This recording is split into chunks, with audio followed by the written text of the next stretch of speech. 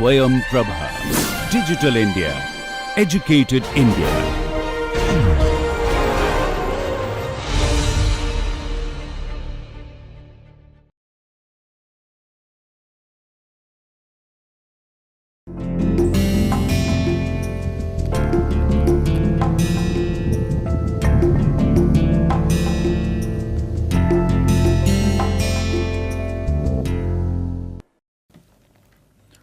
Hello and welcome to the 15th lecture of the machining science course.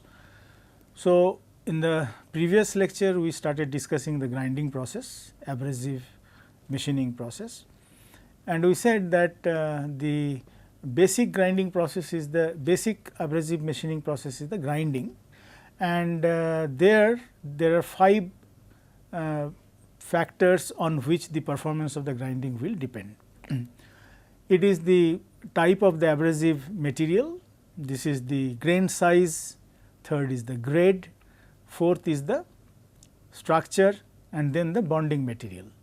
And the grinding wheel specified by these 5 factors, that is the abrasive size in the first, then the abrasive type of abrasive first, then the abrasive size, then the grade, then the structure, and then the bond. Now, let us see different kind of grinding processes. So, basically in the grinding we can grind the flat surfaces, and here these are the examples of the horizontal surface grinding where we are getting the flat surfaces. And as I said that if the axis of the grinding wheel is horizontal, it is called the horizontal surface grinding. These are the figures. And if the axis is vertical, these are called the vertical surface grinding. The vertical surface grinding, here it can also have a cup type of grinding wheel. So, here it rotates and the workpiece also rotates, all right. So, in this case, for example, here we are getting the flat surface as well as in this case. Whereas, this is the example of the cylindrical grinding. It can be either external cylindrical grinding, this is the wheel, and this is the workpiece where we are getting the external surface ground, or it can be an internal cylindrical grinding where this is the grinding wheel and the internal surface of the workpiece is getting ground. This is the example of the in a better picture of, let us say, cylindrical grinding. This is the external cylindrical grinding and this is the internal cylindrical grinding. So, this is the grinding wheel which rotates with respect to the workpiece, and the workpiece also rotates at an opposite direction, and the grinding wheel is reciprocates along the axis of the workpiece. So, these are the movements or the motions which are given to the process. Now, this is a very typical grinding process which is called the centerless grinding process, and here the schematically it is shown here. This is the workpiece, this is the grinding wheel. There is a supporting wheel which supports the workpiece in the sense that it actually controls the outer speed of the workpiece. The peripheral speed of the workpiece is controlled by the rotating wheel, and the rotating wheel is located at an angle with respect to the workpiece and the grinding wheel. If you see the side view will be like this. So, let us say this is the axis of the supporting wheel, this axis is already shown here. So, this is the axis of the supporting wheel, and this axis is tilted with respect to the axis of the grinding wheel. This is the axis of the grinding wheel. It is at an angle of around 3 to 5 degree, okay, very small angle. So, this is given, this is the axis of the wheel of the grinding wheel, and this is the axis of the regulating wheel. They are making an angle of 3 to 5 degrees. So, this is particularly given so that the workpiece, which is not held by anything, but this is supported just by a knife, or which is called the rest blade, all right. It is neither supported by a 3-jaw chuck or centers like in the case of the other grinding processes or a magnetic table, for example, but here it is only held by the rest blade, sometimes it is called the knife, and the outer peripheral velocity of the workpiece is regulated by the regulating wheel, as well as it gives a feed in this direction, okay, because the regulating wheel is inclined with respect to the grinding wheel. So, suppose if the during the process here is the force which is W r and the d r by 2. Okay. So, d r by 2. So, this will be the at feed velocity will be W r d r by 2 and the sine of this, let us say this is theta, okay, sine theta. So, this is the speed at which the workpiece will be fed, because workpiece has to be fed. In this case the workpiece is very thin, okay. These are the let us say long needles, okay, and they are very fragile, they cannot be ground otherwise, they cannot be made as a external cylindrical grinding. So, therefore, in this case this is the process which is used, and long needles they are used for example as bearing element. Okay. So, needle bearing you must have heard, which are used as thrust bearings. So, needles are those bearing elements which are ground using this centerless grinding process. And it is a very effective process, very quick, and it makes a it gives a good surface of the needle without bending or buckling of the needle, because in all other processes needle cannot be ground otherwise. Okay. This is the grinding machine and the grinding process is shown. This is overall, this is the pictorial view. Now, here one thing that I should tell you, that you will see the grinding machine before the grinding process starts, it has to be covered, because the speed of the grinding wheel, I told you once that this is about 10 to 80 meter per minute, sorry, meter per second, and Vf, that is the feed velocity, whereas this is about 0.5, 0.6 meter per second. So, you can see that this velocity, cutting velocity, okay, is very high, and at this velocity if anything breaks, any point, any part of the grinding wheel breaks, it will be like a bullet. So, it will always be covered by a wheel guard, and the wheel has to be properly balanced, particularly for the bigger wheels, before it actually starts grinding, because of the same reason, because it is rotating at a very high speed, and without balancing, if we are using the grinding wheel, in that case the grinding wheel can break. Now, let us see the mechanics of grinding process and why we should learn the mechanics. This will give, like in the case of the turning, we have seen the mechanics of machining. Here the mechanics of grinding process gives us the knowledge of how to control the grinding process, okay, and to improve the grinding process overall. So, let us say this is the one grain that we have shown here, and see the grinding wheel is here consisting of many such grains. So, one grain is taken as an example. This grain is removing this much material, all right. So, this is the radius or the diameter by 2, this is the axis of the center of the grinding wheel.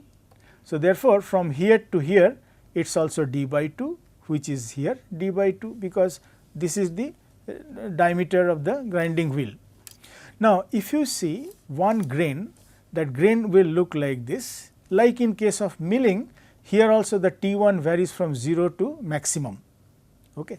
So, therefore, here we are saying that the T1 is maximum in this space. This needs no explanation, because we have explained that in case of milling, when we were discussing milling. So, this is the depth of cut, this is the feed velocity, okay, and at this velocity the grinding wheel is rotating. From here to here, this is the length of the grinding chip which is being made. If you look at the chip here, so this will be the maximum width, and this distance will be the maximum thickness, chip thickness. Now, there is a concept of grinding ratio. That grinding ratio is given by the ratio of B max divided by half of this T1 max. In practice, normally it is between 10 and 20 roughly, okay, in practice. So, the volume of a chip if this is the chip of a grinding process, the volume of a chip will be half of B max into T1 max and multiplied by the length. This is the length of the chip, all right, chip length. So, B max, half of the B max, since it is assumed to be a triangular, half of the B max into T1 max into L will be the volume of a chip. Now, if you put the value of the gamma g, which is the grinding ratio, B max by 1 by 2 T max here. So, it will be equal to 1 by 4 T1 this is the T1, T1 okay, it is already given, T1 max square into gamma g into L. So, here we are putting the value of the gamma g. This is L is the average chip length, D is the depth of cut, capital D is the grinding wheel diameter and the B is the width of cut. Okay. Now, the average length of a chip is given by D by 2 into beta. You look at in here, okay, that the figure is repeated here. So, D by 2 into this small angle. So, therefore, it can be assumed as the D by 2 into beta, this is equal to the L. Therefore, L can be expressed in terms of beta as L equal to D by 2 into 2 root over D by D, which is root over D into D, all right. So, this beta, because let us see how this can be obtained. Cos beta from this triangle you can find out as equal to this divided by this, D by 2 minus D is this distance, this is D by 2, this is the radius minus the depth of cut divided by this, all right. So, which makes you 1 minus 2 D by D. Sin beta is root over 1 minus cos square beta, which will give you roughly about root over 4 D by D, because this we are ignoring, okay, saying that this is very small, 4 small d square by capital D square. So, we are ignoring that and it will be roughly about 2 root over small d by capital D. So, beta is equal to or roughly equal to 2 root over d by d, because for small beta sin beta can be assumed to be beta. This we have seen earlier also when we derived the equation for the milling. So, therefore, we are getting that L is equal to root over d into capital D into small d. Now, the volume of chip therefore, will be 1/4 gamma g T1 maximum square root over d. We are just putting the value of the capital D and the d root over, all right. Now, the volume of material removal per second, which we call as the material removal rate, this will be given by speed into area. You remember earlier we said that the material removal rate is speed into area. Area is the width and the depth of cut, this makes the area, and the speed is the Vf divided by 60, just to make it millimeter cube by second, all right. So, it will be B into D, which is area, and the speed is Vf divided by 60. So, this will be the volume of material removal per second, or which we call normally as the material removal rate. Now, let us see the number of chips produced per second. How many chips will be producing or how many chips will be produced per second, that will depend on first of all the cutting speed, okay, which is given by pi d n by 60. Okay. This is cutting speed equivalent to. Then it will depend on how much is the width of cut. If more width of cut, it will be more number of chips, right.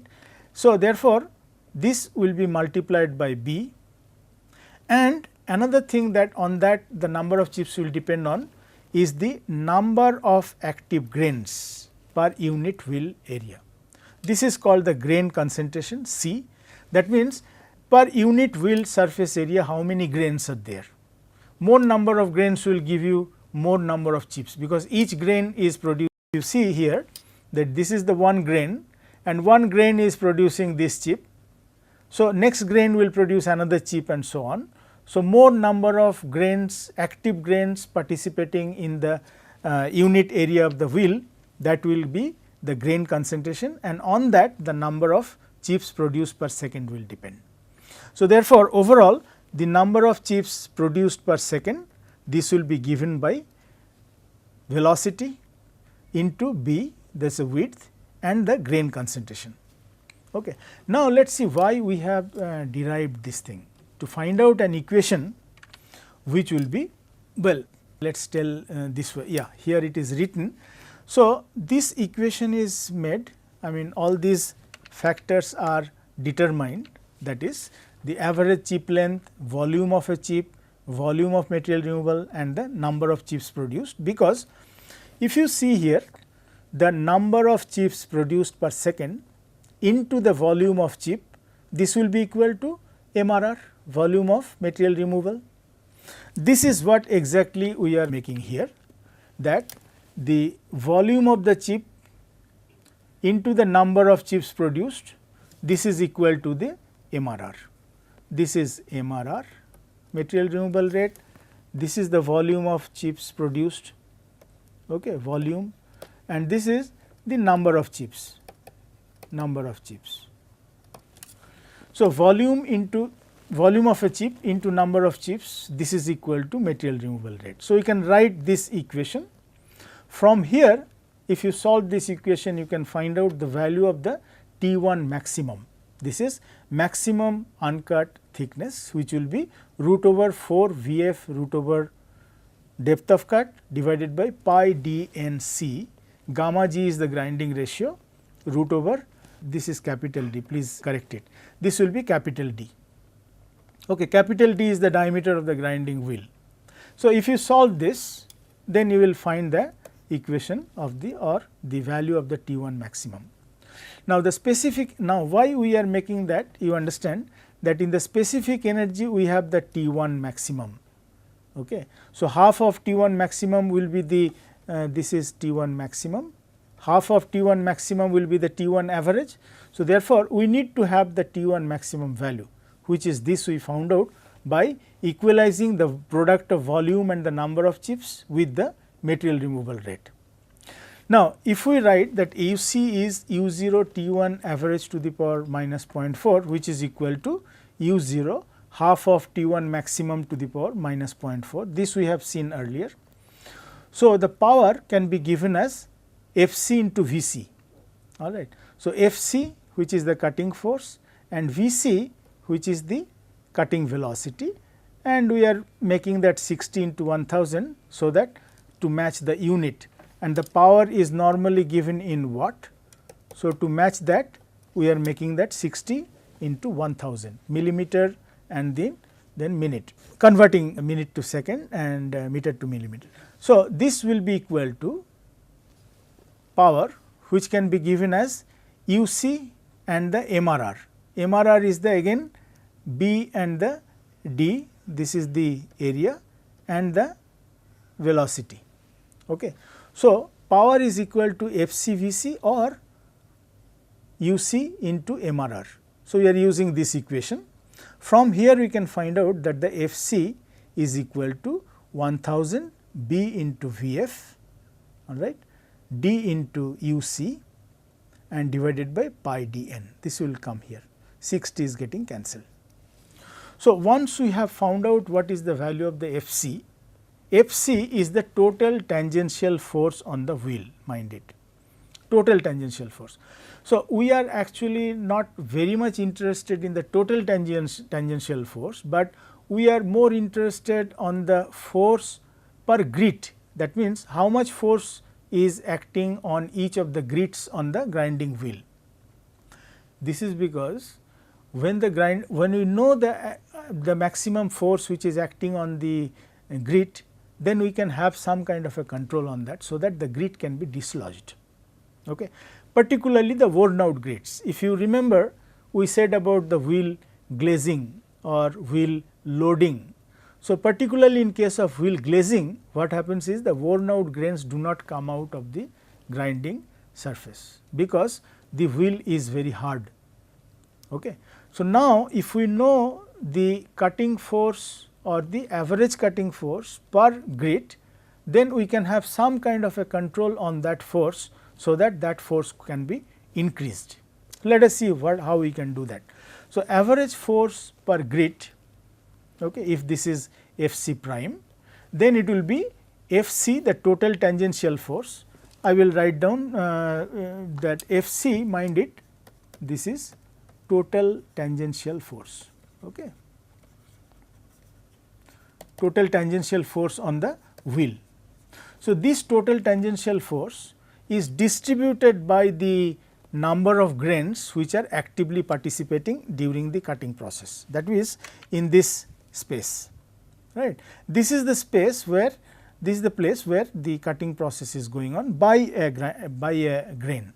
So, how many grains are there during the contact with the workpiece? So, that will define that what will be the average force per grit. That means, average force per grit will be the total tangential force distributed by the B into L into C, and B into L into C, this will be the total number of grains actively participating in that cutting zone. Okay. Therefore, the if we put the value of the Fc, which is here, and then you divide by B into L into C here. So, B will get cancelled, okay. L will be root over D into D, capital D into small d, this value. So, you put the value of the L, which is root over diameter, okay, grinding wheel diameter, and the depth of cut, all right. So, you will get a formula like this, that Fc prime, this is proportional to Vf, we are having that Vf here, depth of cut u0 and these factors. Now, why u0 is coming? Because here you have that uc, all right, and this is equal to u0 and the half of T1 max to the power minus 0.4. So, this u0 is coming here, and rest of it, that is half of the T1 maximum, since it is proportional. So, we are not taking the values here like half, we are saying that proportional to T1 max is here. So, this will be Vf to the power 0.5, small d to the power 0.25 as it is shown here, divided by small capital D to the power 0.5, n c gamma g all to the power 0.5 and capital D to the power 0.25, okay, and the entire thing to the power minus 0.4, because this is what we have here. Now, if we see here, this can be simplified, because Vf, this will be Vf to the power minus 0.2 and this is 1. So, it will be 0.8 and so on. You keep on doing that and simplify this. So, altogether finally, you will have the Fc prime, which is the average force per grit. This will be proportional to u0 Vf to the power 0.8 as I pointed out here. Similarly, it will be small d to the power 0.4, gamma g to the power 0.2, n to the power 0.8, c is the grain concentration, which will be to the power 0.8, and the wheel diameter to the power 1.2. Now, this is the equation that we are having from the mechanics of grinding process, because then we can actually analyze this result to find out that if we are increasing n, if we are if we are decreasing, let us say n, if we are decreasing the grain concentration, and if we are decreasing the value of the d, that is the diameter of the wheel, we can actually increase the Fc prime, or we can increase the Fc prime by increasing the Vf, increasing the d. Vf is the feed velocity, small d is the depth of cut, or the gamma g we cannot touch, because gamma g is the constant value and u0 is also constant value. So, you increase this, or you decrease n, c and d, then you can increase the Fc prime, which will actually facilitate the dislodging of the grains, particularly the worn out grains from the wheel surface.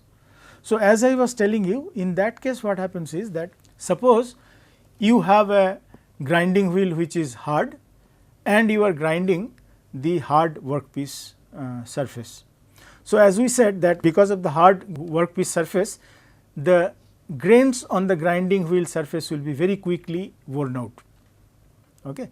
Now, we want the worn out grains to be dislodged, because worn out grains will rub more, it will consume more power, and it is not effectively making the grinding process. So, it will spoil the surface also. Now, to remove the worn out grains, what we need to have the more force acting per grit, and here is how we can manipulate them. That we can actually increase the feed velocity given the particular grinding wheel and a particular workpiece. We can still make the wheel appear to be softer. Let me write down that, making the wheel appear to be softer. Why it is softer? Because the soft wheel, in case of soft wheel, you know that the grains dislodge very quickly, because the wheel is soft, and wheel is soft means the grade is soft. Grade means the strength of the binding material. So, therefore, this is something which is important while manipulating the grinding process and to improve the surface finish of the grinding process, because otherwise what will happen, that if you have a hard wheel and if you have a hard material, in that case the grinding wheel surface will be spoiled, because the grains are not dislodged, and those grains are worn out grains which will be staying in the surface of the grinding wheel and it will not be dislodged. So, this is the process by which we can still make the grinding wheel appear to be softer. Okay. So, once again I will just repeat that this is not a very complicated thing. What we have done is that we found out that the volume of a chip. In finding out the volume of a chip, we have the L, which is the chip length, which we have made as equal to d by 2 into beta, beta being a small angle. So, here we are putting the value of the small l, which is root over d by d, that we found out from the geometry here. Okay. After that, we find out the volume of material removal per second. So, volume of material removal per second, as we said, that this is the MRR, and this is equal to the area and the velocity. Area is the B into D, B is the width. By the way, that width we mean that here it is not shown. Suppose the width of the material is like this. So, this is the width, okay. And this much width is ground, I mean. So, this width and the D, which is here, that is the depth of cut, this will give you the area of cut. B into D, this you can assume to be the area of cut, okay, area of grinding. So, this area into the velocity, which is Vf by 60. So, we are making that for converting minute to second, okay. This will give you the MRR, and then we are finding out the number of chips produced per second. Number of chips produced per second, as I said, will depend on the cutting velocity, okay. On the width, more will be the number of chips, and the grain concentration, which is defined as the number of active grains per unit volume surface area. Here it is given. So, this is also called the concentration of active grains. Therefore, more the concentration of the active grains, more will be the number of chips. So, we did that to make an equation which says that the volume of a chip into the number of chips, this will give you the material removal rate. Here, from here we can find out the T1 maximum, and this T1 maximum is used while finding out the specific energy and the power, all right, because specific energy we said is equal to U0 into half of T1 maximum, because T1 is taken as a T1 average, and the T1 average is T1 half of T1 maximum. So, by doing that we can find out the value of the power and the force finally.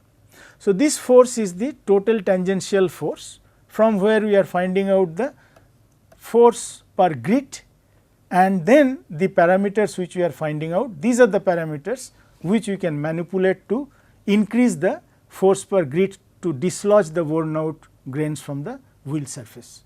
That is the importance of the mechanics of grinding. Rest of the things in grinding we will discuss in our next class. Thank you for your attention.